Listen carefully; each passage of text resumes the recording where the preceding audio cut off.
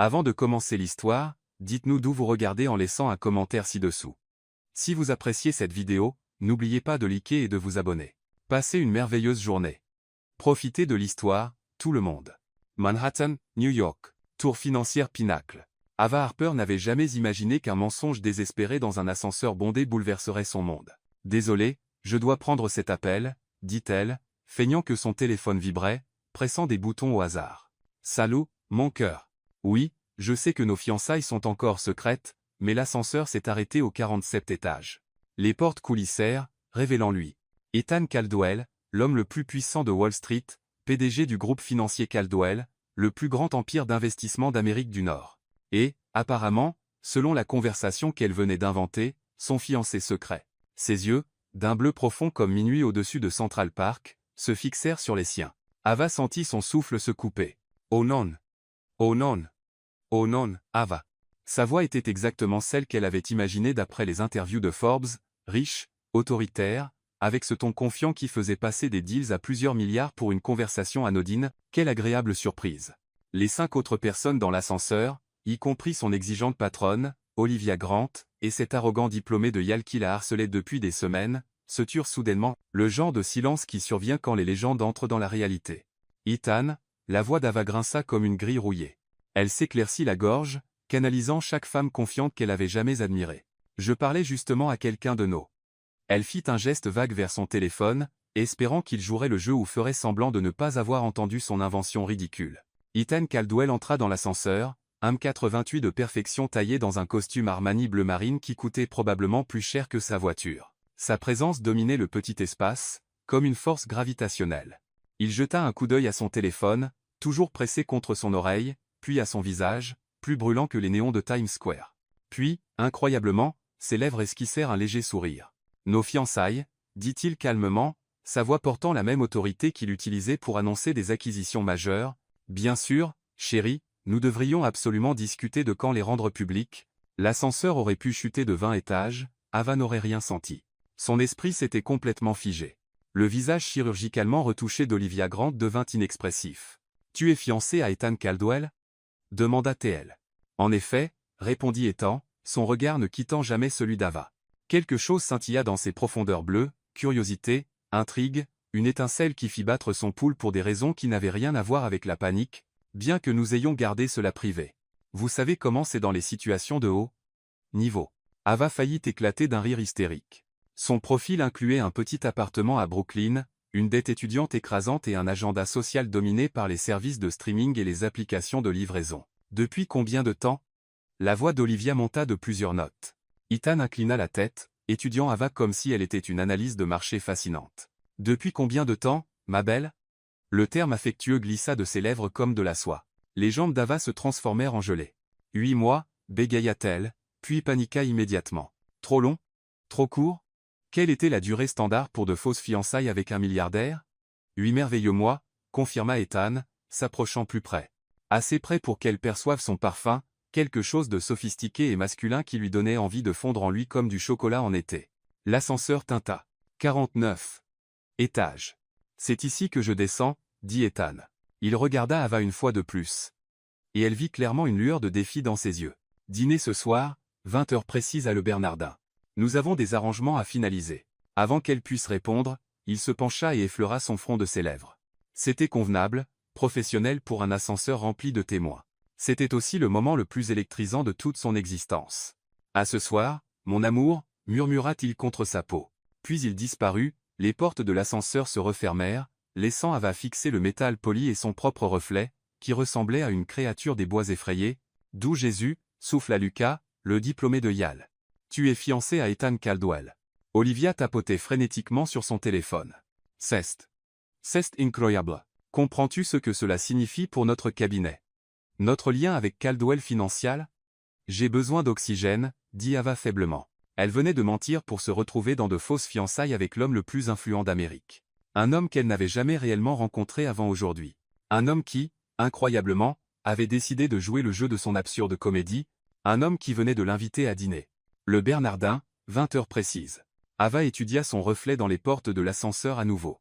Ses cheveux auburn s'échappaient de son chignon soigné. Son maquillage était légèrement estompé, et son tailleur de grand magasin semblait avoir survécu à une catastrophe naturelle. Elle était dans de sérieux ennuis. Mais alors que l'ascenseur continuait de descendre, elle ne put réprimer le sourire qui se répandait sur son visage. Parce qu'Ethan Caldwell, le Ethan Caldwell, l'avait regardée comme si elle comptait, comme si elle valait la peine de jouer le jeu, comme si, peut-être, ce mensonge insensé pouvait devenir quelque chose de véritable. Le Bernardin, 20 heures précises. Elle avait 7 heures pour trouver comment survivre à un dîner avec un milliardaire qui pensait qu'elle était sa future épouse. « À toi de jouer, monsieur Caldwell », murmura-t-elle. Manhattan, New York. L'appartement d'Ava à Brooklyn. 7h37 avant le dîner avec Ethan Caldwell. Ava fixait son placard comme s'il pouvait miraculeusement produire des robes de haute couture. Une amphitrienne. Réfléchis, Ava. Réfléchis, marmonna-t-elle, sortant sa seule robe noire correcte, celle qu'elle avait portée à sa remise de diplôme universitaire, à ses entretiens d'embauche et au mariage de sa cousine. Que porte une fausse fiancée de milliardaire à Le Bernardin? Son téléphone vibra. Non mais inconnu. Mademoiselle Harper, monsieur Caldwell a organisé la visite d'une styliste à votre appartement à 16h00. Veuillez être disponible. Sophia Lynn, assistante exécutive. Ava cligna des yeux sur l'écran, puis relut le message. Puis s'assit lourdement sur son lit. Il avait envoyé une styliste à son appartement à Brooklyn. C'était soit le geste le plus attentionné qui soit Ethan Caldwell était sur le point de découvrir que sa fiancée vivait dans un studio de 46 mètres carrés avec des meubles Ikea, et un réfrigérateur maintenu par du ruban adhésif. Une autre vibration. La voiture viendra vous chercher à 19h30. Adresse confirmée. S. L. Une voiture. Bien sûr, il y avait une voiture. Ava regarda autour de son appartement avec un regard neuf.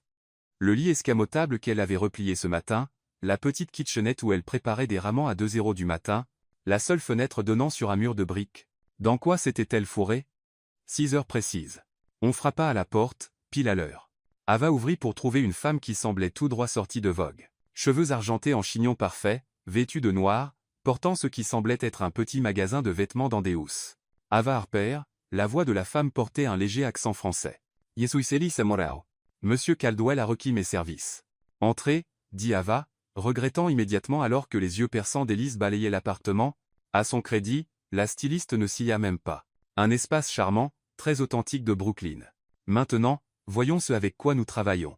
Pendant les 2 heures suivantes, l'appartement d'Ava se transforma en une boutique haut de gamme. Elise sortit des robes qu'Ava n'avait vues que dans les magazines, des bijoux scintillant comme des étoiles capturées, et des chaussures qui coûtaient probablement plus que son salaire mensuel. Monsieur Caldwell a mentionné que vous préférez l'élégance discrète, dit Elise, tenant une robe de soie bleu nuit qui semblait scintiller de sa propre lumière. Ce Valentino devrait être parfait. Il a dit ça? Ava toucha le tissu avec révérence. Il glissait comme de l'eau entre ses doigts. Il a été très précis sur vos préférences de style.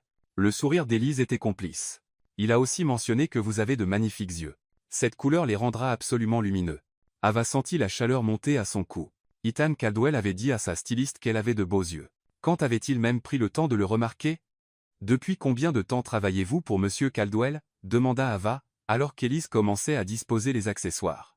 3 ans, mais je n'ai jamais été appelé pour habiller sa compagne personnelle. Élise marqua une pause, étudiant Ava avec un intérêt professionnel. Vous devez être très spécial, mademoiselle. Ethan Caldwell ne fait pas de relations. Il fait des affaires. Les implications de cette remarque frappèrent Ava comme un train de marchandises. Si Ethan Caldwell ne faisait pas de relations, pourquoi avait-il joué le jeu de son mensonge? Quel était son angle? Essayez ceci, dit Élise, lui tendant la robe. Et ne réfléchissez pas trop. Certaines choses sont faites pour se dérouler naturellement. 19h25. Devant l'immeuble d'Ava, Ava se tenait sur le trottoir, se sentant comme une imposteur dans des vêtements de créateur. Le Valentino lui allait comme s'il avait été fait pour son corps spécifiquement. Les boucles d'oreilles en saphir, prêtées, avaient assuré Élise, captaient la lumière des réverbères comme des étoiles tombées. Ses cheveux avaient été transformés en vagues douces qui la faisaient paraître sophistiquée, plutôt qu'éreintée. Une voiture noire glissa jusqu'au trottoir, pas une limousine, trop ostentatoire.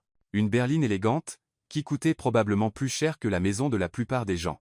Le chauffeur sortit et ouvrit la portière arrière. Mademoiselle Harper. Ava prit une profonde inspiration et se glissa sur des sièges en cuir qui semblaient aussi doux que du beurre. L'intérieur était tout en acajou et discrétion, avec un écran d'intimité heureusement baissé. Elle n'était pas seule. Ethan Caldwell était assis dans le coin le plus éloigné. Le voir dans l'espace intime de la voiture assécha la bouche d'Ava. Il avait troqué son costume d'affaires pour un smoking parfaitement taillé qui le faisait ressembler à une star de tapis rouge ou de couverture de magazine.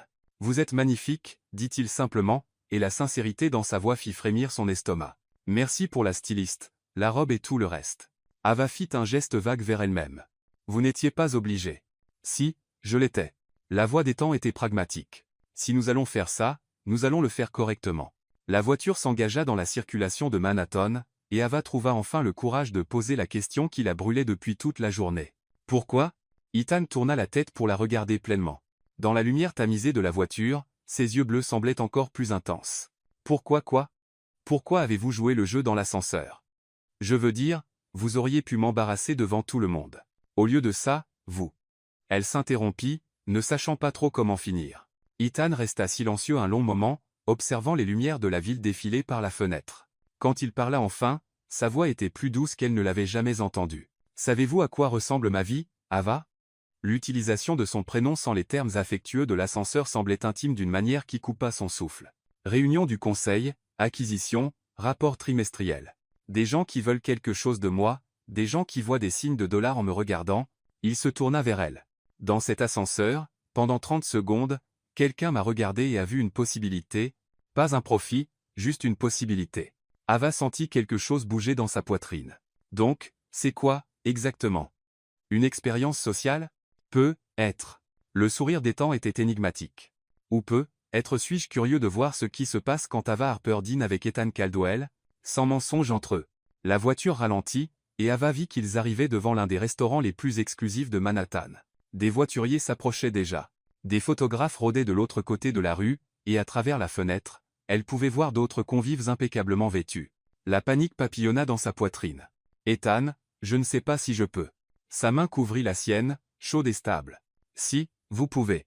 Vous avez convaincu tout un ascenseur que vous étiez fiancé à moi avec 30 secondes d'improvisation. Vous pouvez gérer un dîner. Le voiturier ouvrit la portière d'Ava, et soudain elle se retrouva sur le trottoir, les flashs des appareils photo éclatant comme de petites supernovas. Ethan apparut à ses côtés, sa main se posant protectrice sur le creux de son dos. Souriez, murmura-t-il à son oreille. Et rappelez-vous, ce soir, nous sommes juste Ava et Ethan. Tout le reste n'est que bruit. Alors qu'ils avançaient vers l'entrée du restaurant, Ava aperçut leur reflet dans les portes vitrées, ils semblaient faits l'un pour l'autre, comme si c'était naturel plutôt que l'expérience la plus surréaliste de sa vie. Peu, être, juste peu, être, pourrait-elle y arriver? Mais alors que le maître d'hôtel les conduisait à ce qui était manifestement la meilleure table de la maison, Ava ne pouvait se débarrasser du sentiment qu'elle entrait dans quelque chose de beaucoup plus grand qu'un simple dîner. Elle entrait dans un monde où chaque mouvement était calculé, chaque sourire était une monnaie, et chaque mot pouvait faire ou défaire des fortunes. La question était, avait-elle ce qu'il fallait pour jouer dans la ligue d'Ethan Caldwell? Une seule façon de le découvrir. Restaurant Le Bernardin, Manhattan, salle privée. La salle privée du Bernardin était un chef-d'œuvre de luxe discret. Des lustres en cristal diffusaient une lumière chaude sur des murs en soie crème. Des orchidées fraîches ornaient chaque surface, et la table était dressée avec une porcelaine si délicate qu'Ava avait peur de respirer dessus. Détendez-vous, dit Ethan, remarquant son regard écarquillé. Ce n'est qu'un dîner. Qu'un dîner, répéta Ava, regardant un serveur verser un vin qui coûtait probablement plus cher que son budget alimentaire mensuel, Pinsoa. Juste un dîner avec le célibataire le plus convoité de New York dans un restaurant où les réservations sont bookées 6 mois à l'avance. Le rire d'Ethan était riche et sincère. Le célibataire le plus convoité, selon qui? Forbes, Fortune, le magazine Manhattan. Dois-je continuer? Ava prit une gorgée de vin et comprit immédiatement pourquoi les gens payaient des sommes ridicules pour un bon millésime. Votre page Wikipédia est aussi très complète. Vous m'avez googlé. Quelque chose scintilla dans ses yeux, amusement mêlé d'autres choses qu'elle ne pouvait identifier. Après notre rencontre dans l'ascenseur, j'ai pensé qu'il valait mieux connaître les faits de base sur mon faux fiancé. Comme comment vous avez construit Caldwell Financial d'une start-up à un empire de plusieurs milliards en 8 ans. Comment vous avez obtenu votre diplôme summa cum laude de la Harvard Business School à 24 ans. Comment vous n'avez jamais été fiancé, sortez à peine, et les tabloïds vous appellent le roi de glace de Wall Street.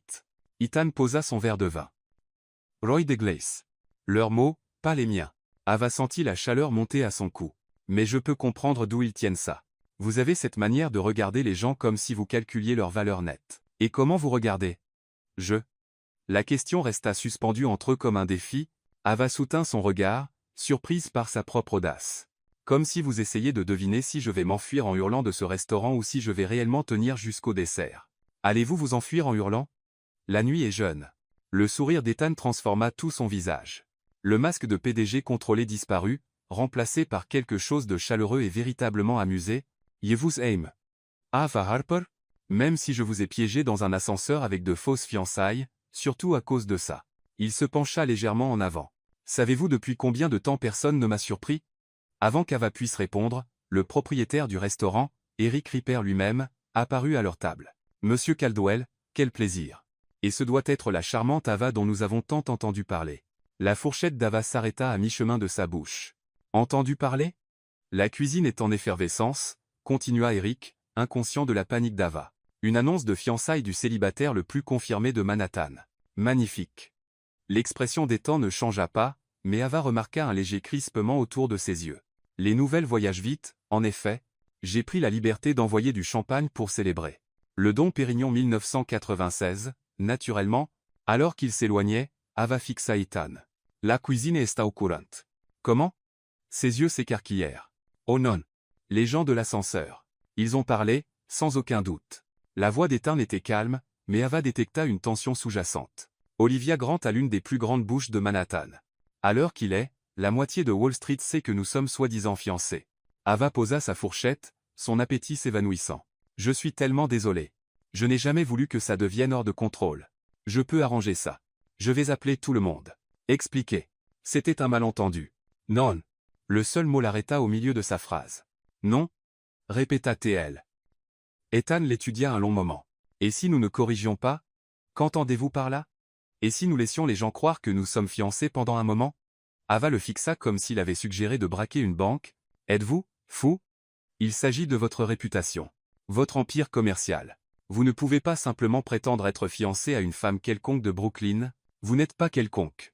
La voix d'Ethan était pragmatique. Vous travaillez pour Pearson Associates, l'une des meilleures agences de marketing de la ville. Vous avez un master de Columbia. Vous parlez 3 langues et faites du bénévolat dans des programmes d'alphabétisation le week-end. La bouche d'Ava s'ouvrit. Comment savez-vous tout ça? J'ai demandé à mon équipe de faire une vérification de vos antécédents après l'ascenseur. Vous m'avez fait enquêter. La voix d'Ava monta de plusieurs octaves, attirant les regards des convives à proximité. Procédure standard. Ethan semblait sincèrement perplexe face à sa réaction. J'enquête sur tous ceux avec qui je fais des affaires. Ce ne sont pas des affaires, Ethan. C'est censé être un dîner entre 2 personnes qui apprennent à se connaître. N'est-ce pas? Ethan inclina la tête. Des affaires? Je veux dire, vous aviez besoin d'échapper à une situation inconfortable dans cet ascenseur. J'ai fourni une solution. Maintenant, j'ai besoin de quelque chose, et vous pourriez fournir une solution pour moi. Ava sentit quelque chose de froid se poser dans son estomac. De quoi avez-vous besoin? Ethan resta silencieux un moment, faisant tournoyer le vin dans son verre. Quand il parla, sa voix était soigneusement neutre. Mon conseil d'administration me met la pression pour que je me stabilise.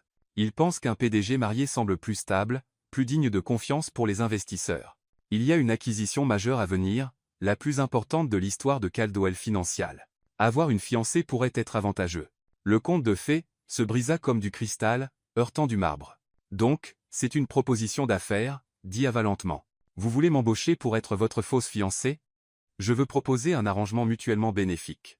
Le ton d'Ethan était redevenu celui du PDG, froid, professionnel, détaché. Vous avez besoin de maintenir la fiction que nous avons créée pour sauver la face au bureau. J'ai besoin d'une fiancée pour sécuriser un deal commercial.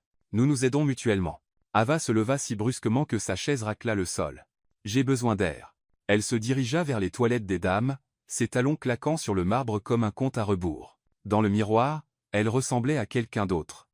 Élégante, sophistiquée, digne de dîner avec des milliardaires. Mais sous la robe de créateur et les bijoux prêtés, elle restait Ava Harper de Brooklyn. Et Ava Harper de Brooklyn ne signait pas de contrat pour être la fausse petite amie de quelqu'un.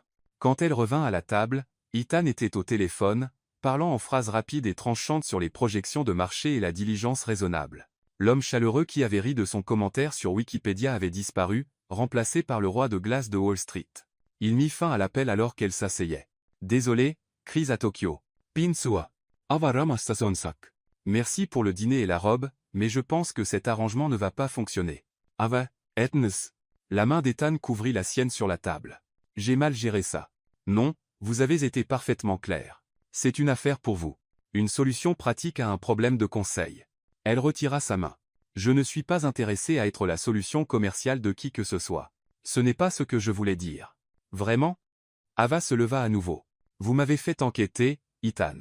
Vous avez fait une vérification de mes antécédents avant notre premier rendez-vous. Vous traitez ça comme une négociation de fusion. Ethan se leva aussi. Et pour la première fois depuis qu'elle l'avait rencontré, il semblait réellement déstabilisé. Je ne sais pas faire ça autrement. Quelque chose dans sa voix fit hésiter Ava. Faire quoi? Ça. Il fit un geste entre eux. Quoi que ce soit. Je sais acquérir des entreprises, gérer des portefeuilles, négocier des accords valant des milliards. Je ne sais pas comment dîner avec quelqu'un que je veux vraiment mieux connaître sans calculer l'analyse coût-bénéfice. L'honnêteté de son aveu la frappa comme un coup physique. Ce n'était pas le roi de glace qui parlait. C'était un homme qui avait réussi si longtemps qu'il avait oublié comment être autre chose. Trouvez un moyen, dit Ava doucement. Parce que je ne suis pas intéressé à être votre fiancé de convenance. Mais je pourrais être intéressé à découvrir Ethan Caldwell, l'homme, pas le PDG. Elle se dirigea vers la sortie, son cœur battant la chamade. Derrière elle, elle entendit Ethan appeler son nom, mais elle ne se retourna pas. À l'entrée du restaurant, elle marqua une pause. À travers les portes vitrées, elle pouvait voir des photographes attendant toujours dans la rue. Le voiturier ramenait déjà la voiture d'Ethan. Dans 30 secondes, elle serait de retour à Brooklyn, et cette soirée surréaliste deviendrait juste une autre histoire à raconter à ses amis. Mais alors qu'elle se tenait là, regardant la ville s'agiter, Ava réalisa qu'elle ne voulait pas que ce soit juste une histoire. Elle voulait savoir qui était Ethan Caldwell quand il ne calculait pas les marges de profit. Elle voulait voir si l'homme qu'il avait défendu dans un ascenseur était réel, ou si elle avait imaginé la chaleur dans ses yeux. Son téléphone vibra. Je suis désolé. Laissez-moi réessayer. Café demain, dans un endroit normal. Pas de vérification d'antécédents, pas de proposition commerciale, juste un café. Ethan. Ava fixa le message, puis le restaurant derrière elle. À travers les fenêtres, elle pouvait voir Ethan debout près de leur table, téléphone en main, regardant l'entrée. Leurs regards se croisèrent à travers la vitre. Il ne sourit pas, ne fit pas signe. Il attendait simplement. Ava répondit, Sam's Coffee sur la 85 rue, 70. Et Ethan, venait seul. Elle sortit dans la nuit de Manhattan, ses talons de créateur claquant contre le trottoir, avec le sentiment d'avoir remporté le premier round d'un jeu très dangereux. Derrière elle, Ethan Caldwell la regarda disparaître dans la foule, et pour la première fois depuis des années, se demanda s'il venait de prendre la décision la plus intelligente de sa carrière ou la plus grosse erreur de sa vie. Upper West Side, Manhattan, Sam's Coffee. À 6h47, Ava était assise dans le coin arrière de Sam's Coffee, sirotant sa deuxième tasse et se demandant si elle avait complètement perdu la tête. Le lendemain matin du restaurant. Le Bernardin ressemblait à un réveil après un rêve fiévreux. Avait-elle vraiment tourné le dos à un milliardaire? Avait-elle vraiment exigé qu'il la rencontre dans un café de quartier qui violait probablement 10 à 7 codes sanitaires? La clochette au-dessus de la porte tinta, et le souffle d'Ava se coupa. Ethan Caldwell entra, semblant totalement hors de place et absolument parfait, finit le smoking de créateur, remplacé par un jonc sombre, un pull en cachemire gris et une veste en cuir qui le faisait ressembler moins à un PDG et plus à un mauvais garçon très coûteux. Toutes les femmes dans le café se tournèrent pour le regarder. La barista, une jeune étudiante aux cheveux violets, faillit faire tomber la machine à expresso. Même Madame Lin, qui venait ici tous les matins depuis 30 ans, leva les yeux de son puzzle de mots croisés. Les yeux d'Ethan trouvèrent ceux d'Ava, et il sourit. Pas le sourire contrôlé de PDG de la veille, mais quelque chose de plus doux, plus incertain. Il commanda un café noir à la barista éblouie et se dirigea vers la table d'Ava, s'installant dans la chaise dépareillée en face d'elle. « Vous êtes venu, dit Ava, surprise par le soulagement qu'elle ressentait. Vous doutiez que je viendrais. Je pensais que vous enverriez un assistant ou que vous achèteriez l'immeuble pour me faire expulser. Ethan rit, le son riche et sincère dans le petit espace. J'ai envisagé les deux options, mais j'ai réalisé que je n'avais jamais vraiment été dans un café normal auparavant. Ava cligna des yeux. Jamais? Club privé, restaurant d'hôtel, salle à manger d'entreprise, mais pas. Il fit un geste autour de l'espace exigu avec ses meubles dépareillés et ses affiches vintage décolorées. Tcha! Bienvenue dans la vie des 99% restants, dit Ava, regrettant immédiatement son sarcasme. Désolé, je ne suis pas habitué aux milliardaires dans mes repères habituels. Je le mérite. Ethan enroula ses mains autour de la tasse en céramique ébréchée, paraissant étrangement vulnérable. Ava, à propos d'hier soir. Vous vous êtes déjà excusé. Non, j'ai envoyé un texto d'excuses. C'est différent. Il rencontra ses yeux. Je suis désolé de vous avoir traité comme une transaction commerciale. Je suis désolé d'avoir fait une vérification de vos antécédents sans demander, et je suis vraiment désolé de vous avoir fait sentir que vous n'étiez qu'une solution pratique à un problème. La sincérité dans sa voix serra la poitrine d'Ava. Merci. Mais j'ai dit ce que je pensais. Je ne sais pas comment faire ça. Le sourire d'Ethan était autoproclamé. J'ai été Ethan Caldwell, PDG, si longtemps que je ne suis plus sûr de qui est Ethan Caldwell, la personne, désormais, Ava étudia son visage. La mâchoire nette adoucie par une barbe matinale, les yeux bleus qui semblaient moins intenses à la lumière naturelle, la façon dont ses cheveux tombaient sur son front, sans leur coiffage parfait habituel. Quand avez-vous fait quelque chose pour la dernière fois juste parce que vous le vouliez, pas parce que c'était bon pour les affaires, stratégique ou rentable? Juste parce que ça vous rendait heureux? Ethan resta silencieux si longtemps qu'Ava se demanda si elle avait dépassé les bornes. Enfin, il dit, je ne m'en souviens honnêtement pas. L'aveu resta suspendu entre eux comme une confession. Ava sentit quelque chose bouger dans sa poitrine, pas exactement de la pitié, mais une reconnaissance de la solitude qui faisait écho à la sienne. Êtes-vous? Demanda Ethan. Quand avez-vous pris un risque pour la dernière fois, un vrai risque? Pas juste raconter des petits mensonges dans les ascenseurs? Ava rit, mais cela sonna tremblant. Vous voulez dire, à part accepter de prendre un café avec l'homme le plus puissant de Manhattan? J'ai déménagé à New York il y a 5 ans avec $2000 et une lettre d'acceptation de Columbia. Tout le monde me disait que j'étais folle de quitter l'Iowa pour une ville qui me dévorait vivante. Mais vous l'avez fait quand même. Je l'ai fait quand même. Ava traça le bord de sa tasse de café. Mes parents pensent toujours que je traverse une phase. Ils me demandent sans cesse quand je vais rentrer pour épouser Jake Thompson et aider à gérer le magasin de quincaillerie familiale. Jake Thompson semble être une prise de choix, dit Ethan avec un sérieux moqueur. Double champion d'État en lutte, possède 3 pick-ups et fait un excellent pain de maïs. Ava sourit. Le gendre rêvé de ma mère. Et le pain de maïs et les pick-ups ne vous intéressent pas? J'ai été fiancé à Jake pendant 6 mois après l'université, le sourire d'Ava s'estompa. Jinchu garçon, travail stable. Il voulait les mêmes choses que ma famille. Une maison avec une clôture blanche, 2 enfants, des dîners du dimanche chez ses parents pour les 40 prochaines années. Que s'est-il passé? J'ai réalisé que j'ai tout fait. Ava rencontra ses yeux. J'ai rompu 3 semaines avant le mariage. Le plus grand scandale que Cedar Rapids, Iowa, ait vu depuis que le maire a détourné des fonds de l'église. Ethan s'adossa à sa chaise, l'étudiant avec un nouvel intérêt. Donc, vous comprenez les attentes familiales compliquées. Essayez d'expliquer à votre mère que vous préférez être pauvre et poursuivre vos rêves à New York plutôt qu'à l'aise et ennuyé dans l'Iowa. Ava secoua la tête. Elle m'envoie encore les cartes de Noël de Jake. Il a épousé mon amie de lycée, Lily. Ils ont des jumeaux maintenant. Des regrets à propos de Jake? Non. Ava marqua une pause. À propos de décevoir ma famille? Tous les jours. L'honnêteté la surprit. Elle parlait rarement de chez elle, de la culpabilité qui la suivait comme une ombre quand elle appelait ses parents en vidéo depuis son petit appartement de Brooklyn alors qu'ils étaient assis dans la maison où elle avait grandi, entourée de tout ce qui était familier et sûr, dont elle s'était éloignée. Je comprends ça, dit Ethan doucement. Circonstances différentes, même sentiment. Votre famille désapprouve aussi vos choix? Le rire d'Ethan était amer. Mon père pense que je suis trop mou. Ma mère pense que je travaille trop. Ma sœur pense que j'ai oublié comment être humain. Il marqua une pause. Il s'avère qu'ils pourraient tous avoir raison. Vous avez une sœur, Chloé. Elle est chirurgienne pédiatrique à Boston. Elle sauve des vies d'enfants pour gagner sa vie, ce qui rend mon travail assez insignifiant en comparaison. L'expression d'Ethan s'adoucit. C'est elle qui me dit de trouver quelqu'un qui voit plus en moi qu'un compte bancaire. Femme intelligente. Elle vous aimerait. Ethan saw it. Elle me ferait probablement aussi la leçon sur cette vérification d'antécédents. En parlant de ça, dit Ava, qu'a exactement révélé votre enquête? Je suis curieuse de savoir à quoi ressemble ma vie du point de vue de la sécurité d'entreprise. Ethan eut la grâce de sembler embarrassé. Des choses standards. Rapport de crédit, historique d'emploi, dossiers éducatifs, pas d'antécédents criminels, pas d'activité financière suspecte, vous faites du bénévolat au centre d'alphabétisation à Queens, tous les samedis matins. Vous envoyez de l'argent à vos parents tous les mois, même si vous pouvez à peine vous le permettre. Votre plus grand vice c'est d'acheter des livres que vous n'avez pas le temps de lire. Ava le fixa. Vous savez pour les livres? L'historique d'achat Amazon montre un schéma de fiction littéraire et de biographie d'affaires. La plupart achetés après minuit. Le sourire d'Ethan était contrit. Je vous ai dit que c'était complet. C'est soit vraiment flippant, soit vraiment impressionnant. Probablement les deux. Ethan se penchanawant. Pour ce que ça vaut, tout ce que j'ai appris m'a rendu plus intéressé, pas moins. Même la partie où j'ai été viré de mon premier emploi pour avoir accidentellement envoyé un courriel me plaignant de mon patron à mon patron? Les sourcils d'Ethan se haussèrent. Ça n'était pas dans le rapport. C'est parce que j'ai listé mon amie Sarah comme référence pour ce travail, et elle m'a couverte. Ava sourit. Vos enquêteurs ne sont pas aussi bons que vous le pensez. Rappelez-moi de virer mon équipe de sécurité. Ou peut, être, dit Ava, pourriez-vous essayer de connaître quelqu'un à l'ancienne?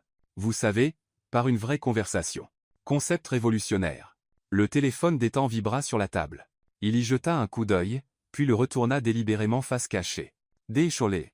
Crise à Londres, Apparemment. Devez-vous le prendre? Non. La voix d'Ethan était ferme. Pour la prochaine heure, Ethan Caldwell, PDG, n'existe pas. C'est juste Ethan, un gars qui boit du café et pose des questions de premier rendez-vous terrible. Est-ce un premier rendez-vous? Je ne sais pas. Est-ce que c'en est un? La question resta suspendue entre eux, chargée de possibilités. Ava sentit son cœur s'accélérer. Je ne sors généralement pas avec des gars qui me font enquêter. Je ne prends généralement pas de café dans des endroits qui ne le servent pas dans de la porcelaine fine. Donc, nous brisons tous les deux de nouvelles frontières. Apparemment. Le sourire d'Ethan était chaleureux, sincère. Ava, puis-je vous demander quelque chose? Et promettez-vous de me donner une réponse honnête? Ça dépend de la question. Dans l'ascenseur hier, quand vous avez inventé cet appel téléphonique sur nos fiançailles, essayez-vous d'éviter quelqu'un en particulier? Ava sentit la chaleur monter à son cou. Vous voulez vraiment savoir? Je veux vraiment savoir. Noah Bennett, MBA de Stanford, pense qu'il est le cadeau de Wall Street aux femmes. Il me demande de sortir depuis 3 mois malgré mes refus polis répétés. Ava soupira. Il était dans l'ascenseur, me regardant comme si j'étais son déjeuner, et j'ai paniqué. Ah! L'expression d'Ethan s'assombrit légèrement. Nous Bennett D. Pearson Associates. Vous le connaissez? Nos entreprises ont fait des affaires. Il est. Ethan marqua une pause, choisissant clairement ses mots avec soin. Persistent. C'est une manière diplomatique de le dire. Ava étudia le visage d'Ethan. Pourquoi ai-je l'impression que vous ne l'aimez pas?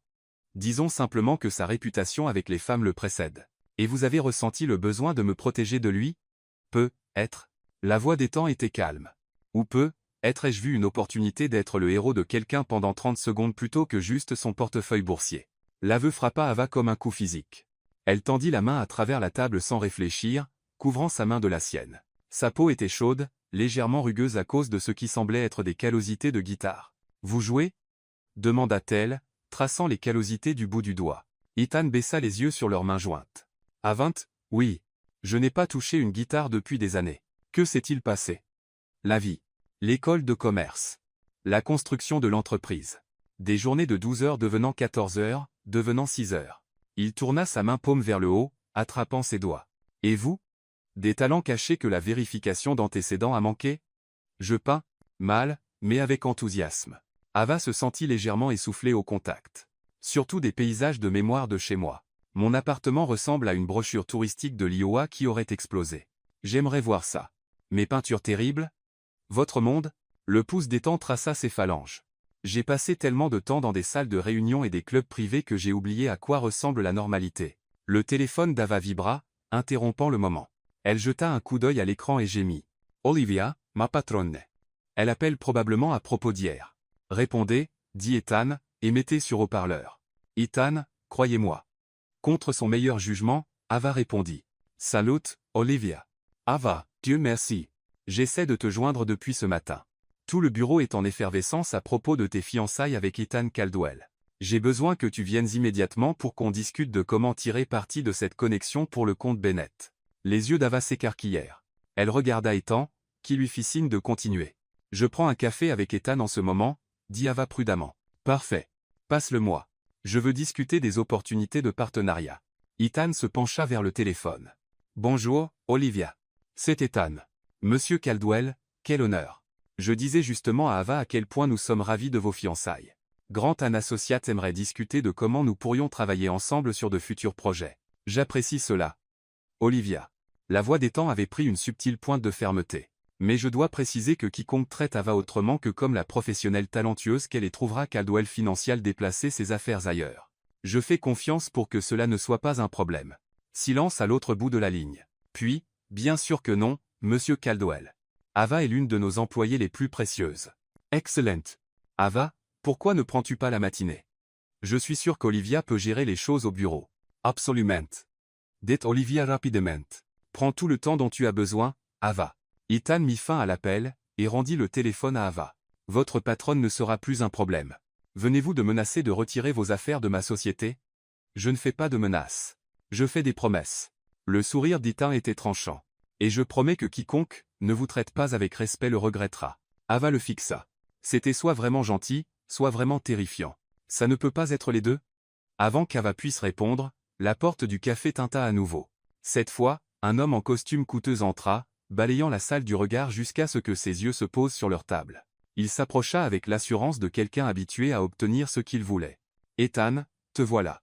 L'homme, la cinquantaine, cheveux argentés, sourire qui n'atteignait pas ses yeux, s'arrêta à leur table. Sophia a dit que tu avais annulé toutes tes réunions du matin pour un rendez-vous café. Je devais le voir de mes propres yeux. L'attitude entière d'Ethan changea, ses épaules se crispant. Charles, que fais-tu ici? Contrôle des dégâts.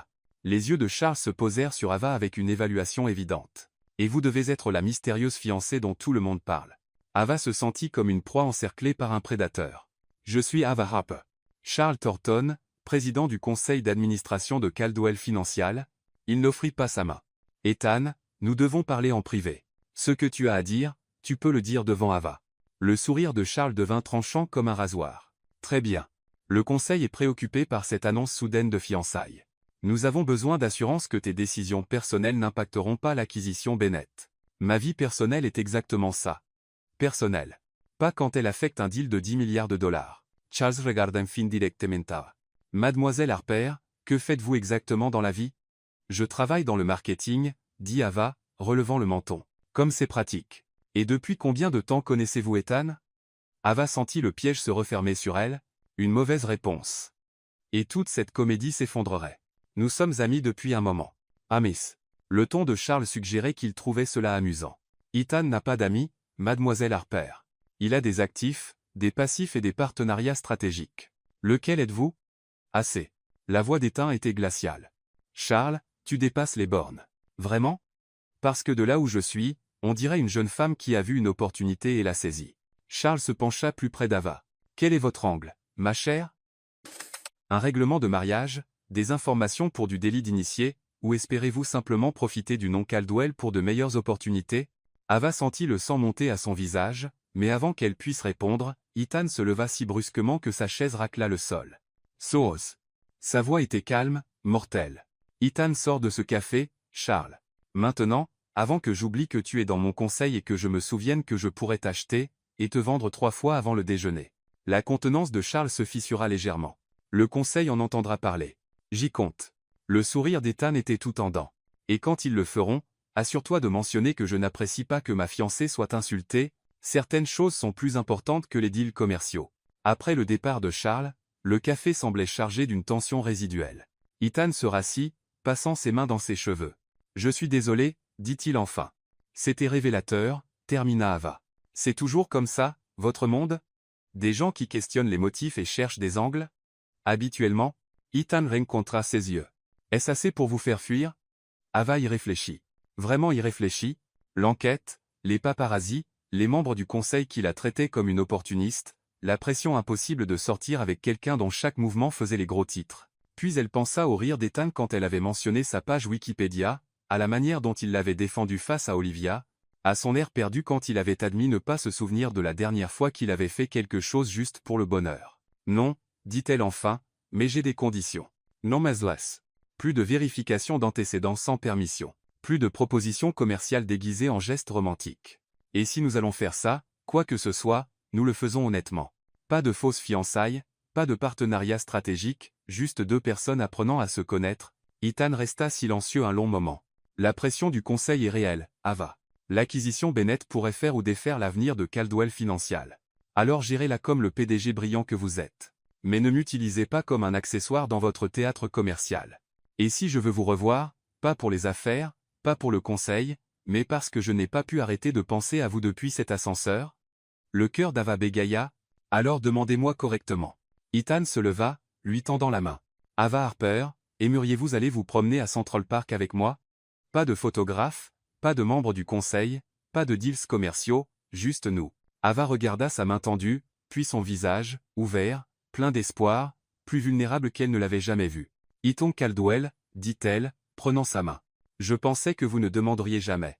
Alors qu'ils sortaient ensemble de Sam's Coffee, Ava aperçut leur reflet dans la vitrine. Ils ressemblaient à n'importe quel autre couple un dimanche matin, décontracté, à l'aise, réel. Juste peu, c'est exactement ce qu'ils pourraient devenir. Central Park. Manhattan. 3 semaines plus tard. Ava n'avait jamais imaginé que sortir avec un milliardaire impliquerait autant de discrétion. Baissez-vous, murmura Ethan, l'attirant derrière un stand de hot dogs alors qu'un photographe avec un téléobjectif émergeait de derrière la statue d'Alice au pays des merveilles. C'est ridicule, rit Ava, accroupie à côté de lui pendant que le vendeur leur lançait des regards curieux. Nous sommes des adultes en train de nous cacher derrière de la viande transformée, la meilleure viande transformée de la ville, sourit Ethan, sortant son portefeuille. 2 hot dogs, moutarde supplémentaire, dit-il au vendeur, qui essayait clairement de comprendre pourquoi le PDG le plus célèbre de Manhattan se cachait derrière son stand. Pendant 3 semaines, ils avaient joué à un jeu élaboré de chat et souris avec les médias. Rendez-vous café dans des cafés obscurs de Brooklyn, promenades nocturnes dans des musées déserts, pique-nique dans des coins cachés de Central Park. Ava avait appris qu'Ethan connaissait tous les passages secrets et entrées privées de Manhattan, des informations apparemment incluses dans le territoire des milliardaires. Vous savez, dit Ava, acceptant son hot dog, la plupart des gens vont simplement dans des restaurants pour des rendez-vous. La plupart des gens n'ont pas de photographes qui les suivent, espérant les surprendre en train de se curer le nez. Ethan prit une bouchée de son hot dog et gémit d'appréciation. Cela dit, je dois admettre que ça bat l'endroit de gastronomie moléculaire, où mon attaché de presse voulait qu'on nous voie. Votre attaché de presse est au courant pour nous? Sophia Lynn sait tout. C'est terrifiant et incroyablement utile. Le téléphone d'Ethan vibra. Il y jeta un coup d'œil et soupira. En parlant de Sophia, elle veut savoir si vous assisterez au gala de la Fondation Caldwell le week-end prochain. Ava faillit s'étouffer avec son hot dog. Le quoi maintenant? Collecte de fonds caritative annuelle. Très exclusive, très publique, exactement le genre d'événement où ma supposée fiancée serait attendue. La voix d'Ethan était soigneusement neutre. Mais si vous n'êtes pas prête pour ce niveau d'exposition, je comprends. Ava étudia son visage. Au cours des 3 dernières semaines, elle était devenue douée pour lire les micro-expressions d'Ethan Caldwell. À cet instant, il essayait de paraître décontracté tout en étant terrifié qu'elle dise non. À quel point exclusif parlons-nous? Sénateur, PDG, famille de vieille fortune, quelques célébrités pour la publicité. Ethan haussa les épaules comme si ce n'était rien. Être 500 personnes, couverture médiatique maximale, probablement dans les pages mondaines de toutes les grandes publications. Donc, en gros, nager avec des requins en portant un costume de viande, c'est en fait une description assez précise.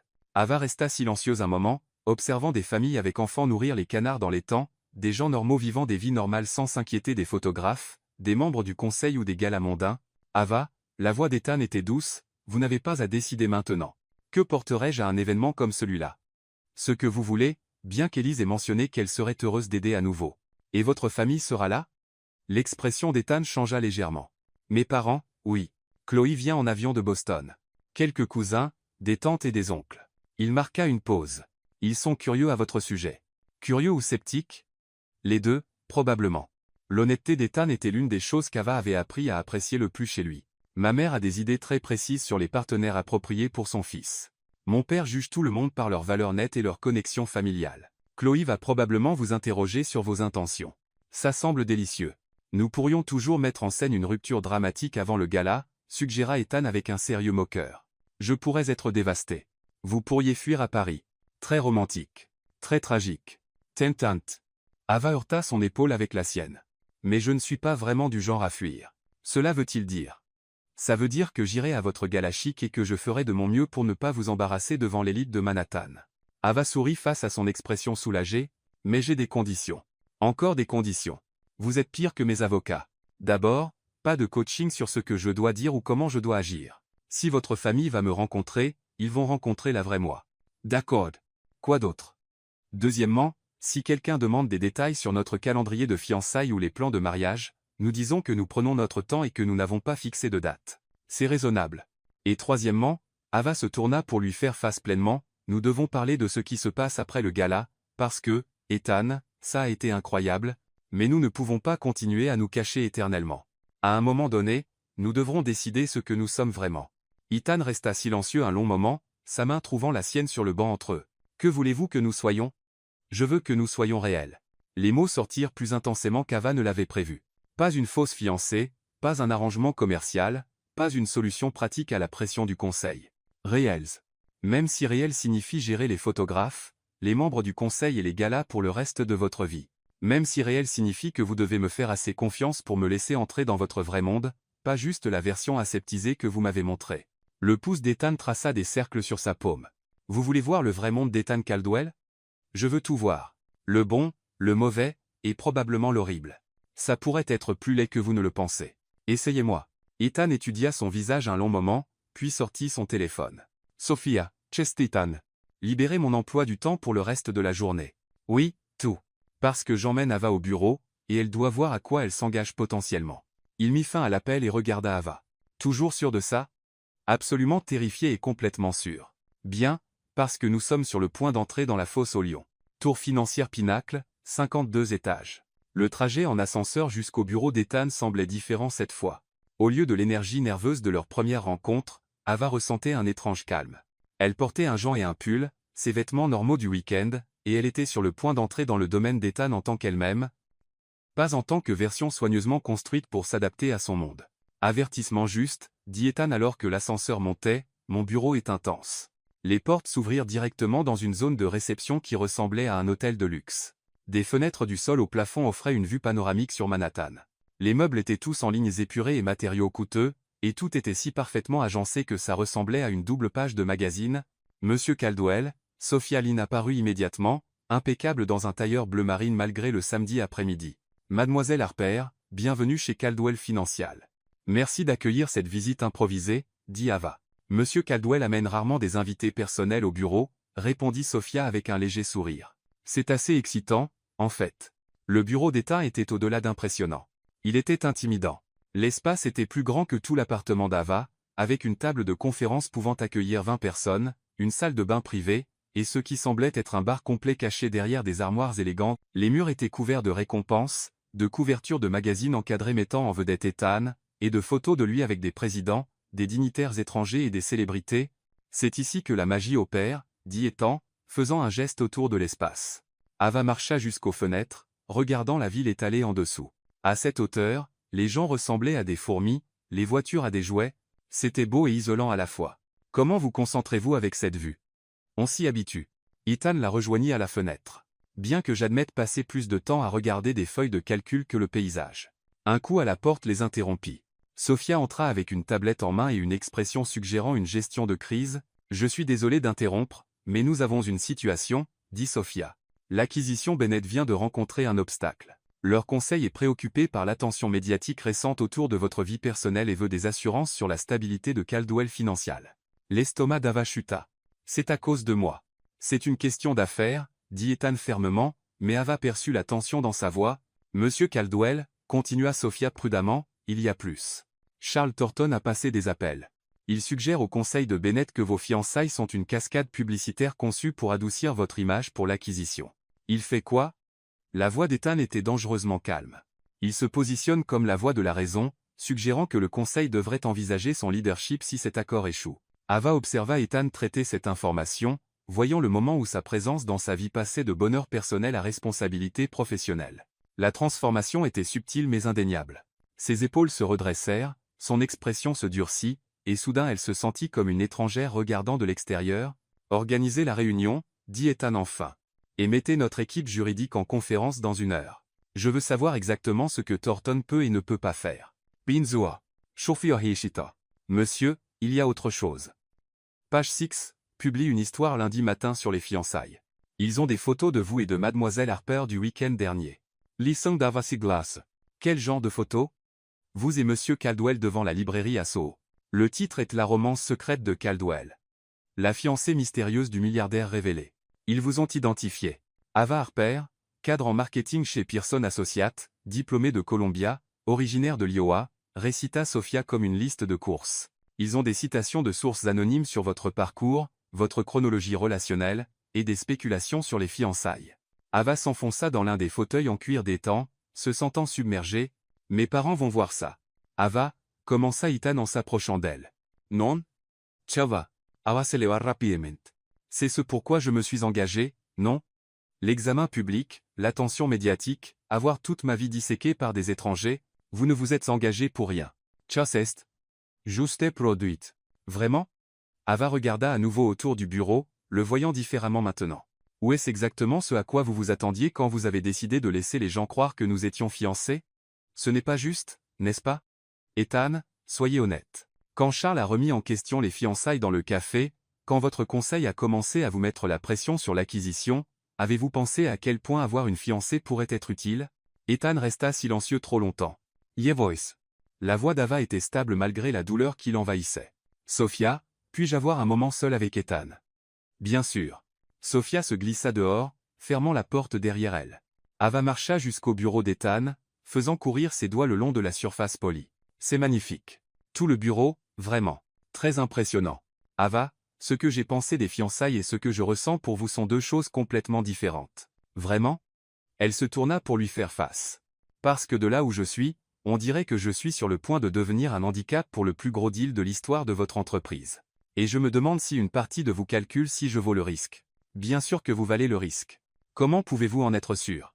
Vous me connaissez depuis 3 semaines, Ethan. 3 semaines contre une acquisition de 10 milliards qui pourrait définir l'avenir de votre entreprise. Ethan traversa la pièce en 3 enjambées, prenant ses mains dans les siennes. Ava, écoutez-moi.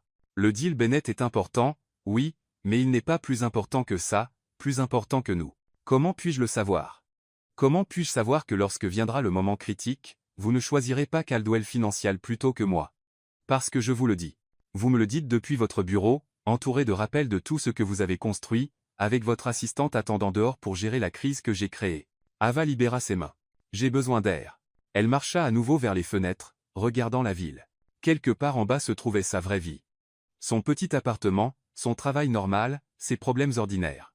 Ici en haut, tout était compliqué par l'argent, le pouvoir et les réunions du conseil. À quoi pensez-vous? La voix d'Ethan était douce derrière elle. Je pense à mon amie Emily de l'université. Elle est sortie avec un politicien une fois, un député de l'Ohio. Gentil garçon, il l'aimait vraiment, mais sa carrière passait toujours en premier. Chaque décision qu'il prenait était filtrée à travers comment cela apparaîtrait aux électeurs, comment cela affecterait son image. Ava se tourna pour faire face à Ethan. Elle s'est perdue en essayant de s'intégrer dans son monde. Et quand ses conseillers ont décidé qu'elle nuisait à ses chances de réélection, il a choisi sa carrière. Je ne suis pas lui. Vraiment, Ethan? Vous dirigez une entreprise de plusieurs milliards. Vous avez des milliers d'employés qui dépendent de vous.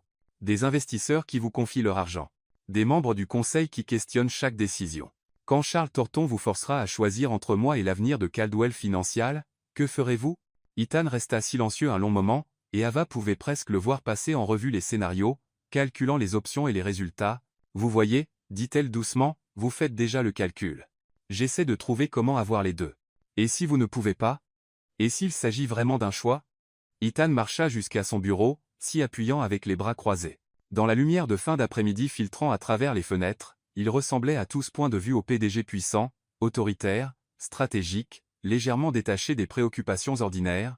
Il y a 20 ans, dit-il enfin, mon père a tout perdu dans un mauvais investissement. Notre maison, nos économies, mon fonds universitaire. Je l'ai vu devenir une coquille vide. J'ai vu ma mère faire semblant que tout allait bien tout en travaillant à 3 emplois, pour nous maintenir à flot. La voix d'Ethan était stable, mais Ava entendit la vieille douleur en dessous. J'ai juré que je ne serais plus jamais aussi vulnérable. Ne jamais laisser quoi que ce soit ou qui que ce soit compromettre ma capacité à assurer la sécurité. Donc, Caldwell Financial est votre couverture de sécurité. Caldwell Financial est ma responsabilité, envers mes employés, mes investisseurs, ma famille. Ethan rencontra ses yeux. Mais Ava, pour la première fois de ma vie, je me demande si la sécurité en vaut la peine si j'ai trop peur de vraiment vivre. Ava sentit quelque chose bouger dans sa poitrine. Que dites-vous? Je dis que, il y a 3 semaines, je savais exactement qui j'étais et ce qui comptait. Maintenant, je suis dans mon bureau un samedi après-midi, regardant une femme qui me fait rire devant des stands de hot-dog, et me défie d'être meilleur que mes pires instincts. Et je réalise que j'ai posé les mauvaises questions. Quelles questions devriez-vous poser? Au lieu de quel est le risque, devrais-je demander quelle est l'opportunité? Au lieu de comment protéger ce que j'ai construit, devrais-je demander vers quoi je construis? Ethan se détacha du bureau, s'approchant d'elle. Ava, je ne peux pas vous promettre que ce sera facile. Je ne peux pas promettre que mon monde n'essaiera pas de vous changer ou que les réunions du conseil n'interféreront pas avec les plans de dîner, mais je peux vous promettre que si je dois choisir entre Caldwell Financial et vous perdre, je trouverai une 3e option. Et s'il n'y a pas de 3e option? Ethan s'arrêta devant elle, assez près pour qu'elle puisse voir la détermination dans ses yeux bleus. Alors je créerai une, parce que c'est ce que je fais, Ava. Je trouve des solutions à des problèmes impossibles, et vous perdre me semble assez impossible en ce moment. Ava scruta son visage, cherchant le moindre signe de calcul ou de pensée stratégique. Au lieu de cela, elle vit de la vulnérabilité, de l'espoir et quelque chose qui ressemblait à de l'amour. Ethan Caldwell, dit-elle doucement, choisissez-vous moi plutôt que votre conseil? Je choisis nous plutôt que la peur. Ses mains encadrèrent son visage. La question est, êtes-vous assez courageuse pour me laisser faire? Avant qu'Ava puisse répondre, la voix de Sophia retentit à travers l'interphone. Monsieur Caldwell, je suis désolé d'interrompre, mais vous avez un appel urgent du PDG de Bennett. Il dit que ça ne peut pas attendre lundi. Ethan et Ava se regardèrent, le poids du moment s'installant entre eux comme un défi. C'est maintenant, dit Ava doucement. Votre choix impossible se produit en ce moment. Ethan regarda l'interphone, puis Ava. Pendant un instant, elle pensa qu'il pourrait choisir l'appel, glisser à nouveau dans le monde sûr des décisions commerciales et des risques calculés. Au lieu de cela, il la prit dans ses bras et l'embrassa. Ce n'était rien comme leur baiser public prudent pour les photographes. C'était désespéré, réel, plein de tout ce qu'ils ne pouvaient pas dire. Quand ils se séparèrent, tous deux haletants, Ethan pressa son front contre le sien. Sophia, dit-il, la voix rauque, dites à Bennett que je le rappellerai demain et annuler toutes mes réunions pour le reste du week-end. Monsieur, êtes-vous sûr? Il semblait assez insistant. Je suis sûr. Les yeux d'Ethan ne quittèrent jamais le visage d'Ava. Certaines choses sont plus importantes que les deals commerciaux. Ava sentit des larmes piquer ses yeux. Ethan, je t'aime, dit-il simplement. Je t'aime probablement depuis le moment où tu as inventé cet appel ridicule dans l'ascenseur. Et si choisir toi signifie que je dois reconstruire toute mon entreprise de zéro, eh bien, c'est ce que je ferai. Tu m'aimes? Terrifiant, complètement, irrationnellement amoureux de toi. Le sourire d'Ethan était doux, et légèrement émerveillé. Est-ce que ça va? Ava répondit en l'embrassant à nouveau, mettant 3 semaines d'incertitude, d'espoir et de sentiments grandissant dans le contact. Quand ils se séparèrent enfin, elle riait et pleurait à la fois. Je t'aime aussi, murmura-t-elle, même si tu es assez fou pour laisser tomber des deals de plusieurs milliards pour moi. Surtout parce que je suis assez fou pour laisser tomber des deals de plusieurs milliards pour toi. La voix de Sophia retentit à nouveau à travers l'interphone, légèrement amusée. Monsieur Caldwell, dois-je supposer que vous prendrez également lundi de congé? Non, dit Ethan, son bras toujours autour d'Ava. Lundi, nous irons ensemble au bureau de Bennett. Ava va m'aider à négocier le deal de ma vie. Ava recula pour le regarder. Ethan, je ne sais rien des acquisitions d'entreprise. Non, mais tu sais lire les gens. Tu sais comment établir un lien avec eux, comment leur faire confiance. Le sourire d'Ethan était pure confiance. De plus, s'ils veulent rencontrer ma fiancée, ils devraient rencontrer tout d'elle. Y compris l'esprit marketing brillant qui va m'aider à sauver ce deal. C'est soit le geste le plus romantique de tous les temps, soit la plus grosse erreur de ta carrière. Avec toi, dit Ethan, la faisant tournoyer dans son bureau, j'espère que c'est la même chose. Alors que le soleil se couchait sur Manhattan, peignant le bureau d'Ethan d'une lumière dorée, Ava réalisa que parfois les sauts les plus effrayants étaient ceux qui en valaient le plus la peine. Elle était sur le point de plonger tête la première dans le monde d'Ethan. Réunion du conseil, intrigue corporative, gala mondain, et tout, mais elle y plongeait en tant qu'elle-même, avec un homme qui l'aimait assez pour risquer tout ce qu'il avait construit pour une chance à quelque chose de réel. Lundi matin allait être intéressant. Manhattan. Lundi matin, siège de Bennett Industries.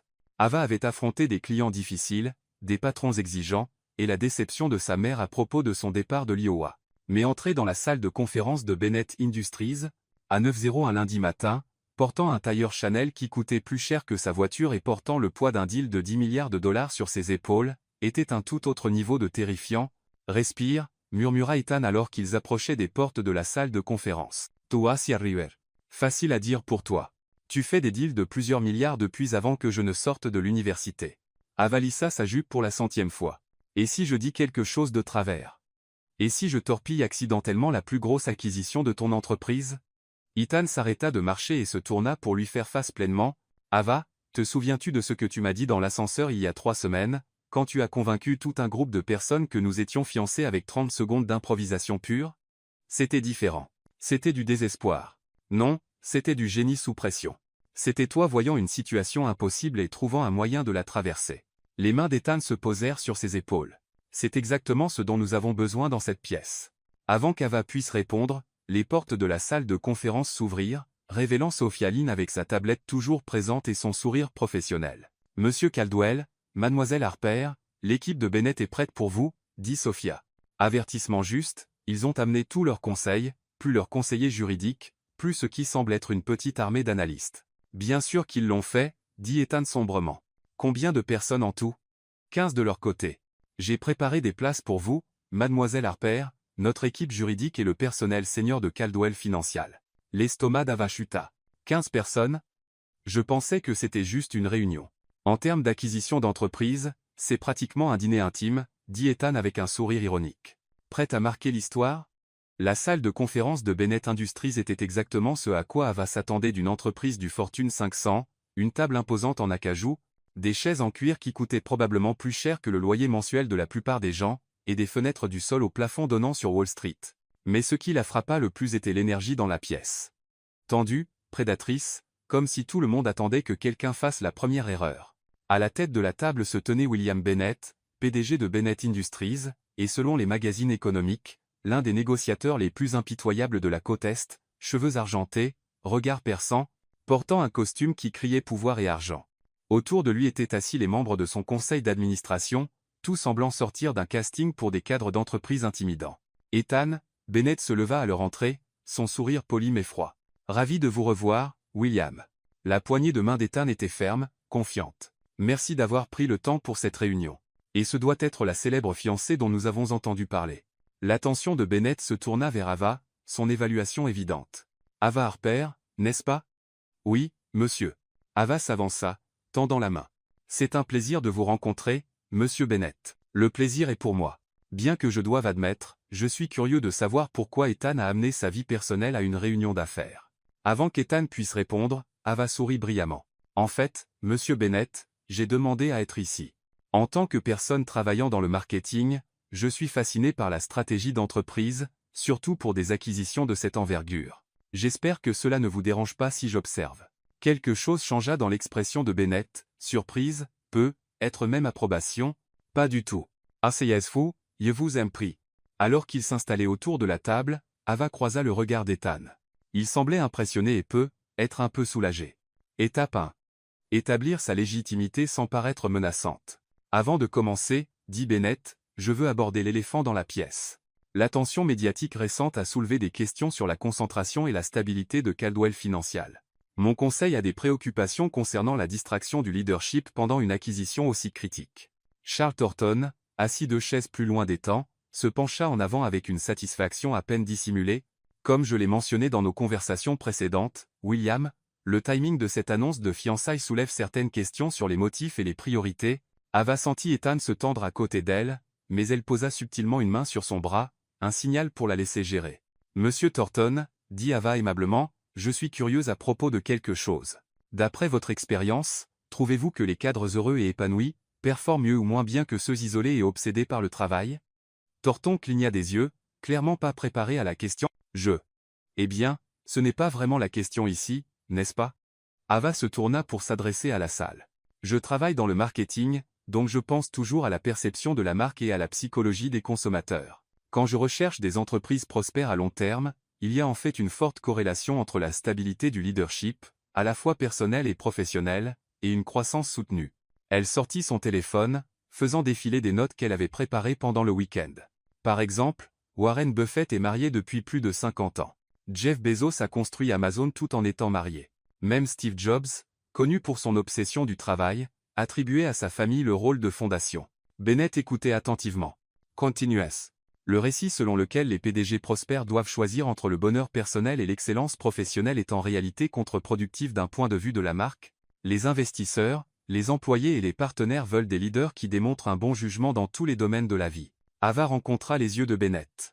Un PDG capable de construire à la fois une entreprise prospère et une relation saine suggère quelqu'un avec des compétences organisationnelles exceptionnelles, une intelligence émotionnelle et une pensée à long terme. Perspective intéressante, dit l'un des membres du conseil de Bennett. Et vous pensez qu'Ethan démontre ses qualités? Le sourire d'Ava était sincère. Monsieur Bennett, il y a 3 semaines, j'étais juste une cadre en marketing essayant d'éviter une conversation gênante dans un ascenseur. Aujourd'hui, je suis assise dans cette pièce parce que l'homme que j'aime a vu en moi un potentiel que je ne voyais même pas moi-même. Si Ethan Caldwell peut identifier et développer un potentiel inexploité dans sa vie personnelle, imaginez ce qu'il peut faire avec les actifs de Bennett Industries. La salle était silencieuse. Ava pouvait sentir la surprise et la fierté d'Ethan rayonner à ses côtés. Même Thornton semblait à contre-cœur impressionné. Bennett s'adossa à sa chaise. « Mademoiselle Harper, c'est soit la manipulation la plus sophistiquée que j'ai entendue depuis des années, soit vous croyez vraiment ce que vous dites. Je crois vraiment ce que je dis, monsieur. Mais je suis aussi bonne dans mon travail. » Le sourire d'Ava était autoproclamé. Le marketing, c'est trouver des histoires authentiques qui résonnent avec votre public. Ce n'est pas de la manipulation. C'est la vérité présentée de manière persuasive. Et quelle est la vérité sur votre relation avec Ethan? Ava jeta un coup d'œil à Ethan, qui hocha la tête presque imperceptiblement, permission d'être complètement honnête. La vérité, c'est qu'il y a 3 semaines, j'ai menti sur le fait d'être fiancé pour échapper à une situation inconfortable. Ethan aurait pu m'embarrasser publiquement, mais au lieu de cela, il a joué le jeu. Au cours des 3 dernières semaines, ce mensonge est devenu la chose la plus réelle de ma vie. La voix d'Ava s'adoucit. La vérité, c'est que j'aime un homme qui construit des entreprises de plusieurs milliards et se souvient encore de demander comment s'est passée ma journée. Qui peut négocier avec des leaders mondiaux et aussi se cacher derrière des stands de hot-dog pour éviter les paparazzis? Qui a choisi de manquer votre appel hier parce qu'il pensait qu'avoir une conversation honnête avec moi était plus important que gérer une crise commerciale? Les sourcils de Bennett se haussèrent. Il a manqué mon appel. Il l'a fait, dit Ava fermement. Et avant que vous ne voyiez cela comme un drapeau rouge, considérez ceci. Un PDG assez confiant dans ses capacités pour privilégier l'honnêteté dans une relation à la gestion de crise est exactement le genre de leader que vous voulez pour gérer l'avenir de votre entreprise. La salle était complètement silencieuse. Ava pouvait entendre son propre battement de cœur. Puis Bennett se mit à rire. Mademoiselle Harper, dit-il, c'était soit la négociation la plus brillante que j'ai jamais vue, soit vous venez de me convaincre qu'Ethan Caldwell est encore meilleur pour identifier les talents que je ne le pensais. Les deux peuvent être vrais, dit Ava avec un sourire. Bennett s'est tourné vers Ethan. Vous êtes resté silencieux pendant tout cela. Ava a géré les choses parfaitement, dit Ethan. Je suis juste ici pour le soutien moral à ce stade. C'est votre style de gestion? Identifier les personnes talentueuses et les laisser briller? C'est mon style de vie, répondit Ethan. Dans les affaires et personnellement, j'embauche les meilleures personnes que je peux trouver, je leur donne les ressources dont elles ont besoin, et je me retire de leur chemin. Ava vient de démontrer pourquoi cette approche fonctionne. Bennett hocha lentement la tête. Thornton, avez-vous toujours des préoccupations concernant la distraction du leadership? Le visage de Thornton était un masque de courtoisie professionnelle, dissimulant à peine sa frustration. Je crois toujours. Parce que de là où je suis, interrompit Bennett, je viens de voir la fiancée d'Ethan Caldwell livrer une présentation plus convaincante sur ses capacités de leadership que toute notre équipe de diligence raisonnable n'a réussi à faire en 6 mois. Ava ressentit une vague de triomphe, mais garda une expression neutre. Ne jamais célébrer tant que le deal n'est pas réellement conclu. Il y a une chose de plus, dit Bennett, son ton devenant plus sérieux. Le gala de la fondation Caldwell ce week-end.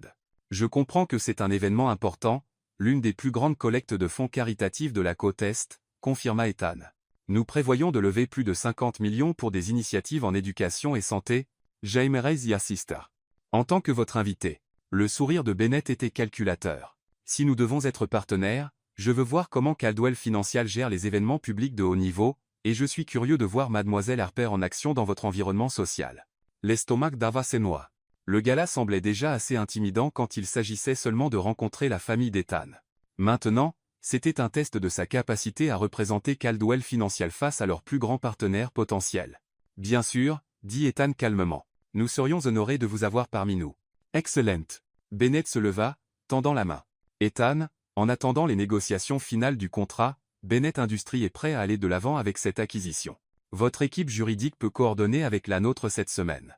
Alors que les poignées de main et les félicitations étaient échangées autour de la pièce, Ava ressentit un sentiment d'accomplissement surréaliste. Elle était entrée dans cette réunion en tant que petite amie d'Ethan et en était sortie, d'une certaine manière, comme une représentante officieuse de Caldwell Financial. Mademoiselle Harper, dit Bennett alors qu'il se préparait à partir. J'espère que vous envisagerez de rejoindre l'entreprise d'Ethan de manière permanente. Vous avez un talent naturel pour cela. Merci, monsieur. C'est très gentil. Je ne suis pas gentil, dit Bennett avec un sourire. Je suis pratique. Et vous êtes exactement le genre d'actif dont Caldwell Financial a besoin en plus grand nombre. Tour financière Pinacle, bureau d'Ethan. 2 heures plus tard. Je n'arrive pas à croire que ça a marché, dit Ava, s'effondrant dans l'un des fauteuils du bureau d'Ethan. Je n'arrive pas à croire que je viens d'aider à négocier un deal de 10 milliards de dollars. Tu n'as pas aidé à le négocier, dit Ethan, desserrant sa cravate avec un sourire. Tu l'as sauvé à toi toute seule. Ava, c'était incroyable. J'étais terrifié tout le temps. Tu étais brillante tout le temps. Ethan la tira de la chaise, la faisant tournoyer dans son bureau. Te rends-tu compte de ce que tu viens de faire? Tu as transformé une réunion hostile du conseil en un référendum sur notre relation, puis utilisé notre relation pour démontrer mes capacités de leadership. C'était du pur génie. C'était du pur désespoir déguisé en stratégie. C'était du génie marketing appliqué à la négociation d'entreprise. Ethan la fit asseoir, ses mains encadrant son visage. Ava, Bennett avait raison. Tu devrais envisager de rejoindre Caldwell Financial de manière permanente. Ava rit. En tant que quoi? Ton avocate personnelle des relations? En tant que directrice du marketing ou vice-présidente des communications stratégiques ou, diable, nous créerons un nouveau poste juste pour toi. L'excitation d'Ethan était contagieuse. Ava, ce que tu as fait là, dedans, lire la pièce, identifier ce que chaque personne avait besoin d'entendre, transformer notre histoire personnelle en un atout commercial. C'est exactement ce dont Caldwell Financial a besoin. Ethan, j'ai déjà un travail. Un travail où ton patron ne te valorise que pour ta connexion avec moi. Un travail qui ne commence même pas à utiliser tes véritables talents. La voix d'Ethan devint plus sérieuse. Ava, je t'ai vu commander cette salle de conférence comme si tu étais né pour ça. Tu as ta place dans ce monde. Ava marcha jusqu'aux fenêtres, regardant la ville. Il y a quelques semaines, elle n'était qu'un visage parmi la foule en bas. Maintenant, elle se tenait dans l'un des bureaux les plus puissants de Manhattan, se voyant offrir un poste dans l'une des entreprises les plus prospères du pays. Et le conflit d'intérêts? Demanda TL, sortir avec le PDG tout en travaillant pour son entreprise, nous trouverons une solution. Divulgation appropriée, approbation du conseil, tout ce qu'il faudra. Ethan la rejoignit à la fenêtre. Ava, je ne te demande pas d'être mon employé. Je te demande d'être ma partenaire dans les affaires et dans la vie. Est-ce une proposition? Ethan resta silencieux un moment. Puis il plongea la main dans le tiroir de son bureau et en sortit une petite boîte en velours. Le souffle d'Ava se coupa. Ava, il y a 3 semaines, tu as menti sur le fait d'être ma fiancée, dit-il, s'agenouillant devant la skyline de Manhattan. Aujourd'hui, tu as sauvé le plus gros deal de mon entreprise et m'as convaincu que je veux que tu sois ma véritable partenaire commercial. Ava Harper, veux-tu m'épouser pour de vrai cette fois? Ava fixa la bague, un solitaire éblouissant qui capturait la lumière de l'après-midi comme une étoile emprisonnée. Tu ne peux pas être sérieux. Je n'ai jamais été plus sérieux de ma vie. Ethan, nous nous connaissons depuis 3 semaines. Je te connais depuis 3 semaines. Je t'attendais toute ma vie. La voix d'Ethan était stable, certaine. Ava, quand je construisais cette entreprise, je me disais que l'amour était un luxe que je ne pouvais pas me permettre. Que les relations étaient des distractions du succès. Mais ces 3 semaines m'ont montré que tout ce que j'ai construit ne signifie rien sans quelqu'un avec qui le partager. Ava regarda autour du bureau d'Ethan. Les récompenses, les photos avec des leaders mondiaux, la vue sur une ville qu'il avait conquise par sa détermination et son génie, puis elle regarda l'homme agenouillé devant elle, lui offrant non seulement son cœur, mais tout son monde. Et ta famille? Tes parents? Ta sœur? Chloé va t'adorer. Mes parents apprendront à t'aimer. Et s'ils ne le font pas, c'est leur perte. Le sourire d'Ethan était doux. Ava, j'ai passé tant d'années à essayer d'être le fils qu'il voulait que j'ai oublié d'être l'homme que je voulais être. Tu me donnes envie d'être meilleur que l'un ou l'autre. Et le conseil? Thornton ne va pas simplement disparaître. Thornton peut essayer de s'opposer à moi, mais après aujourd'hui, après t'avoir vu gérer toute l'équipe de Bennett comme une négociatrice chevronnée, je pense que le conseil va être très intéressé à te garder dans les parages. Le sourire d'Ethan était confiant. De plus, nous venons de conclure le plus gros deal de l'histoire de l'entreprise. Ma position n'a jamais été aussi solide. Ava resta silencieuse un long moment, pesant tout ce qui les avait menés à ce point. Le mensonge dans l'ascenseur qui avait tout commencé, la confrontation au café qui avait failli tout arrêter, les dîners mondains et les crises d'entreprise, et l'attention médiatique qui les avait testés. Et à travers tout cela, la certitude croissante qu'Ethan Caldwell n'était pas seulement un PDG milliardaire, c'était l'homme qui la faisait se sentir assez courageuse pour être elle-même dans n'importe quelle pièce, peu importe à quel point elle était intimidante. Ava, la voix d'Ethan était douce, vulnérable, je sais que c'est rapide. Je sais que c'est fou, mais le fou semble fonctionner pour nous. Ça fonctionne pour nous, n'est-ce pas? Ava rit, sentant des larmes piquer ses yeux. Ethan Caldwell, il y a 3 semaines, j'étais une cadre en marketing de l'Iowa, essayant d'éviter une conversation gênante. Aujourd'hui, je me fais proposer en mariage par le célibataire le plus convoité de Manhattan dans son bureau d'angle, surplombant la ville. Est-ce un oui? C'est insensé et je t'aime et oui, je vais t'épouser, mais nous allons avoir une longue période de fiançailles, parce que je ne suis pas prête à planifier un mariage mondain. Tout en apprenant à être une cadre d'entreprise, Ethan glissa la bague à son doigt, un ajustement parfait, naturellement, et se leva pour l'embrasser. Nous aurons la plus longue période de fiançailles de l'histoire de New York si c'est ce que tu veux.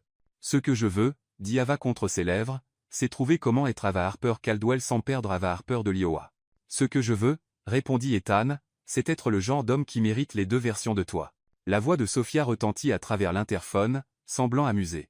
Monsieur Caldwell, je déteste interrompre, mais des photographes se rassemblent à l'extérieur de l'immeuble. Il semble que la nouvelle des résultats de la réunion Bennett est fuitée. Ava et Ethan se regardèrent, puis éclatèrent de rire. Prête pour ta première conférence de presse en tant que ma fiancée? Demanda Ethan. Prête pour ta première conférence de presse avec une partenaire qui va voler la vedette? Mademoiselle Harper, dit Ethan formellement, lui offrant son bras, allons-nous faire les gros titres? Monsieur Caldwell, répondit Ava, prenant son bras avec un sourire, allons montrer à New York à quoi ressemble un vrai couple de pouvoir. Gala et la Fondation Caldwell, l'Hôtel Place. Samedi soir. Le gala de la Fondation Caldwell était tout ce qu'Ava avait imaginé et plus encore. La grande salle de bal du Plaza avait été transformée en un pays des merveilles hivernales, avec des lustres en cristal projetant une lumière dansante sur des centaines des personnes les plus influentes de Manhattan. Des sénateurs se mêlaient au PDG, des célébrités posaient avec des philanthropes, et tout le monde semblait briller de cette confiance particulière qui venait du fait d'avoir plus d'argent que la plupart des petits pays. Ava se tenait aux côtés d'Ethan, portant une robe Valentino bleu nuit qui la faisait se sentir comme une royauté, le regardant travailler la salle avec l'aisance de quelqu'un né pour ce monde.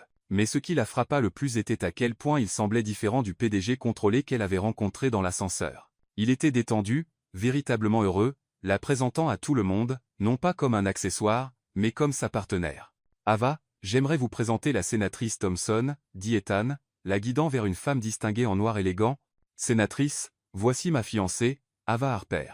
Mademoiselle Harper, félicitations pour vos fiançailles. Ethan m'a dit que vous avez été déterminante dans l'acquisition Bennett. Merci, senatrice. Bien qu'Ethan soit généreux. J'ai juste posé les bonnes questions au bon moment. La modestie est rafraîchissante dans cette foule. La sénatrice rit. Quel est votre parcours, si je puis me permettre? Marketing. Originaire de l'Iowa. J'ai déménagé à New York pour mes études supérieures, et je ne suis jamais parti. Ava sourit. Bien que, après cette semaine, je commence à penser que New York a des plans bien plus grands pour moi que je ne l'imaginais. L'Iowa. Merveilleux. Je viens du Nebraska à l'origine. Il y a quelque chose à dire sur les valeurs du Midwest dans les affaires de la côte Est. Alors que la sénatrice s'éloignait, Ethan se pencha près de l'oreille d'Ava. Tu vois, tu es une naturelle à ça. J'ai toujours peur d'insulter accidentellement quelqu'un d'important. Impossible. Tu es la personne la plus authentique dans cette pièce, et tout le monde le ressent. La main d'Ethan trouva la sienne, son pouce traçant sur sa bague de fiançailles. De plus, après t'avoir vu gérer le conseil de Bennett, je suis presque sûr que tu pourrais négocier la paix mondiale si quelqu'un te le demandait gentiment. Avant qu'Ava puisse répondre, une voix familière coupa à travers le bavardage élégant. Eh bien, si ce n'est pas le couple heureux. Ils se tournèrent pour trouver William Bennett s'approchant, distingué dans un smoking classique, un verre de champagne à la main, et une expression d'approbation amusée sur le visage. William, dit Ethan chaleureusement. Je suis tellement content que vous ayez pu venir. Je n'aurais pas manqué ça. Mademoiselle Harper, vous êtes magnifique. Le sourire de Bennett était sincère. Je dois dire, vous regardez travailler ensemble cette semaine a été fascinant. Travailler ensemble? Demanda Ava. Oh, oui. Ethan ne vous a pas dit? Les négociations finales du contrat incluaient une clause pour que Caldwell Financial crée une nouvelle division de communication stratégique. Apparemment, quelqu'un était très impressionné par votre performance dans notre salle de conférence. Ava regarda Ethan, qui essayait et échouait à paraître innocent. Ethan Caldwell, qu'as-tu fait? J'ai être suggéré que notre partenariat serait encore plus précieux si vous aviez un rôle officiel dans l'entreprise. Et Bennett Industries a être convenu que toute entreprise assez intelligente pour mettre Ava Harper dans un poste de direction était exactement le type d'organisation visionnaire avec laquelle nous voulions nous associer, ajouta Bennett avec un sourire. Tu as créé un emploi pour moi. J'ai créé une opportunité pour toi, corrigea Ethan. Le poste est à toi si tu le veux. Mais seulement si tu le veux. Ava ressentit ce familier mélange de panique et d'excitation qui semblait accompagner chaque décision majeure dans sa relation avec Ethan. Qu'impliqueraient exactement les communications stratégiques? Demanda-t-elle, sa voix stable malgré le tourbillon d'émotions. Messagerie d'entreprise, négociation de partenariat, relations publiques, gestion d'événements, répondit Bennett. Essentiellement, vous seriez le visage public de Caldwell Financial pour les initiatives majeures, votre propre équipe, votre propre budget, un contrôle créatif total. Et si ça ne marche pas? Si je suis terrible à ça? La praticité d'Ava refit surface, ses racines de l'Iowa la ramenant sur terre même dans cette salle de bal scintillante. Alors nous trouverons autre chose, dit Ethan simplement. Ava, tu pourrais mettre le feu à tout l'immeuble, et je voudrais quand même me réveiller à côté de toi tous les matins. C'est soit vraiment romantique, soit un sérieux problème de sécurité. Les lèvres d'Ava esquissèrent un sourire. Les deux. Ethan saw it. Alors, qu'en dis-tu? Avant qu'Ava puisse répondre, les lumières de la salle de bal s'atténuèrent, et un projecteur illumina la scène. Ethan serra sa main. C'est l'heure de mon discours. Réfléchis-y. Vas-y, dit Ava, le poussant doucement vers la scène. Fais-les tomber amoureux de ta fondation, comme tu m'as fait tomber amoureuse de toi. Le discours d'Ethan était tout ce qu'Ava attendait, passionné par l'éducation et la santé, précis sur l'impact de la fondation, assez charmant pour ouvrir l'échiquier, mais ce qui l'a surpris était la fréquence avec laquelle ses yeux trouvaient les siens dans la foule. Comment son sourire devenait plus sincère chaque fois qu'il la regardait. La fondation Caldwell existe parce que je crois en l'investissement dans le potentiel, dit Ethan, sa voix portant facilement à travers la salle de bal. Parfois, ce potentiel est évident. Un étudiant brillant qui a juste besoin d'une bourse, un chercheur au bord d'une percée médicale. Mais parfois, les investissements les plus précieux sont ceux qui semblent impossibles au début. Ses yeux se fixèrent sur ceux d'Ava. Il y a 3 semaines, j'ai rencontré quelqu'un qui m'a appris que les meilleurs partenariats ne sont pas toujours les plus logiques.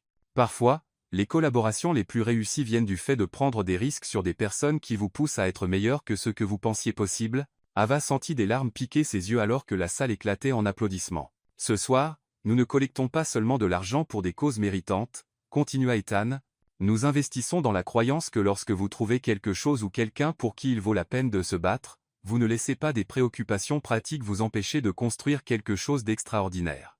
Alors qu'Ethan concluait son discours et que la foule se précipitait vers les stations de dons, Ava sentit une main sur son épaule. Elle se tourna pour trouver une femme élégante avec les yeux bleus d'Ethan, et un sourire chaleureux. Vous devez être Ava. Je suis Chloé, la sœur d'Ethan. Dr Caldwell. Ethan m'a tellement parlé de vous. Tout en bien. J'espère. L'évaluation de Chloé était amicale mais minutieuse. Je dois dire, vous avez causé tout un émoi dans la famille Caldwell. Émoi positif ou négatif?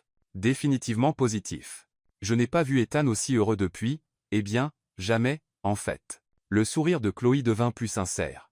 Il a été tellement tendu pendant tant d'années, je commençais à m'inquiéter qu'il ait oublié comment être humain. Mais ce soir, en le regardant, en voyant la manière dont il vous regarde, c'est le frère dont je me souviens avant que l'école de commerce ne le transforme en robot. Il n'est pas un robot. Il a juste été concentré. Concentré est un mot. Obsédé en est un autre. Chloé Sirota. Son champagne. Ava, puis-je vous demander quelque chose? Quelles sont vos intentions avec mon frère? Ava rit, surprise par la franchise. Votre frère vient de me proposer dans son bureau avec vue sur Manhattan après que j'ai aidé à conclure un deal de 10 milliards de dollars. Je pense que la question est quelles sont ses intentions avec moi. Bon point. Chloé Sarrit. Et que lui avez-vous dit? Je lui ai dit oui, mais que nous aurons une longue période de fiançailles parce que j'ai besoin de temps pour comprendre comment être Ava Harper Caldwell sans perdre Ava Harper de l'Iowa. Le sourire de Chloé était radieux. Réponse parfaite. Vous savez, mes parents ont peur de vous. Ils ne m'ont même pas encore rencontré. Exactement. Ils ont passé des années à essayer de mettre Ethan avec des filles de la haute société, et il n'a jamais montré d'intérêt pour aucune d'elles.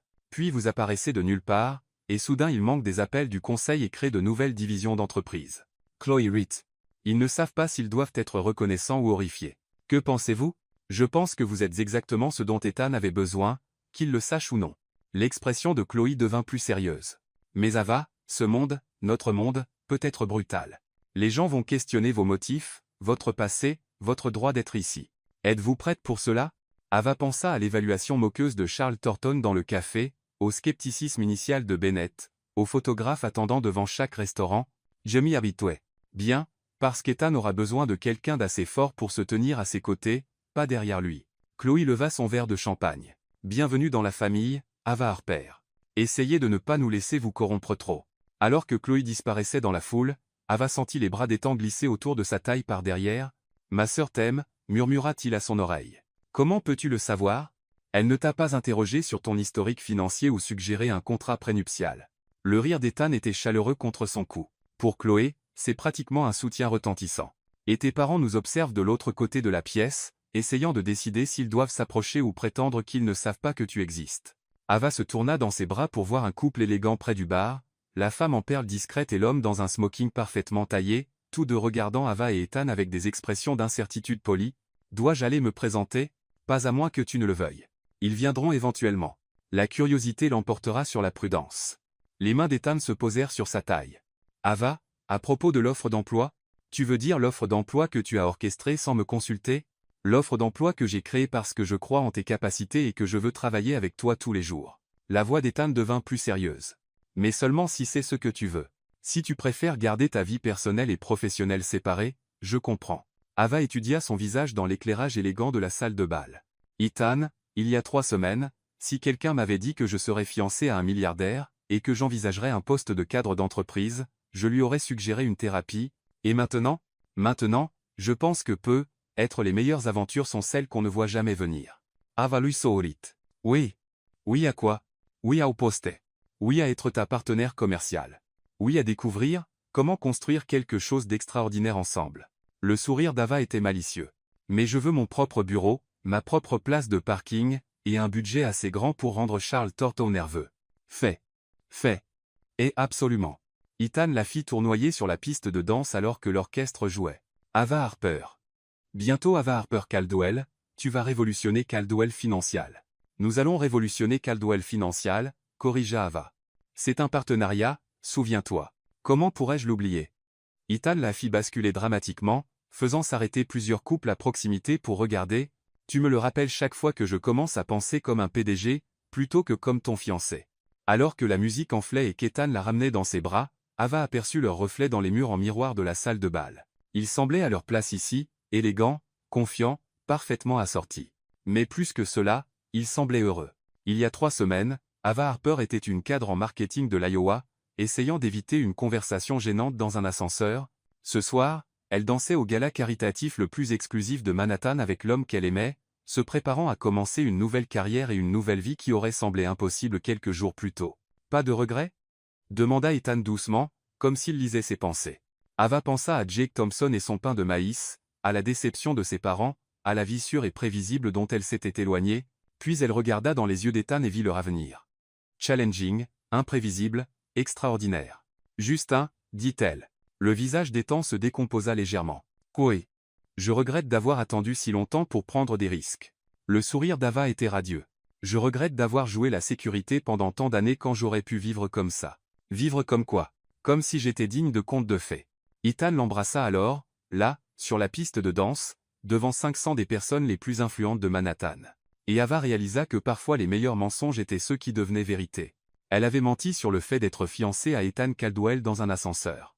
Maintenant, dansant dans ses bras en portant sa bague et planifiant leur avenir ensemble, c'était la chose la plus honnête qu'elle ait jamais faite. Je t'aime, Ava Harper, murmura Ethan contre ses lèvres. Je t'aime aussi, Ethan Caldwell, murmura-t-elle en retour.